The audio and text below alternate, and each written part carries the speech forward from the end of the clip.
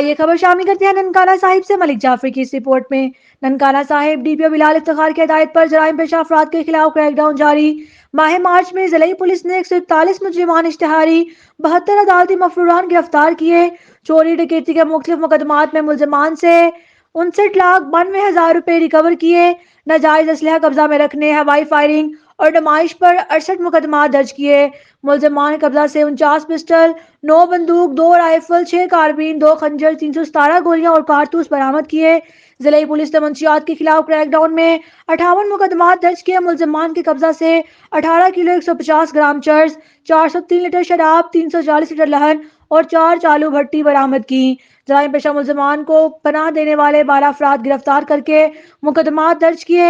ضلعی پولیس نے national action plan کی خلاف ورزی پر 8 مقدمات درج کیے۔ ساؤنڈ سسٹم ایکٹ کی خلاف ورزی پر 5 اور کرایہ داری ایکٹ کی خلاف ورزی پر 3 مقدمات درج کیے۔ قمار بازی ایکٹ کے تحت 5 مقدمات درج کر کے 24 جواری گرفتار کیے۔ جواریوں کے قبضہ سے 29,660 روپے برآمد کیے۔ عوامی جان و مال کے تحفظ کو ہر ممکنہ قربانی سے یقینی بنائیں گے۔ جرائم پیشہ افراد کے خلاف کریک ڈاؤن بلا امتیاز جاری رہے گا۔ بسم اللہ الرحمن الرحیم۔ پانچ اپنی گینگ گرفتار کیتا جن فیصل، فتح شیر، مجاہد، وقاص، نذیر نامی ملزمان۔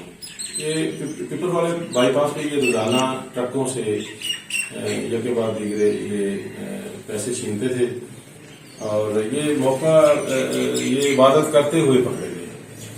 ان کی انٹروگیشن کی ہے، انہوں نے ایک ہاؤس رابری کی ہے موٹر وے کے نزدیک، ایک شاپ رابری اڈا مانگتا والے نے کی ہے۔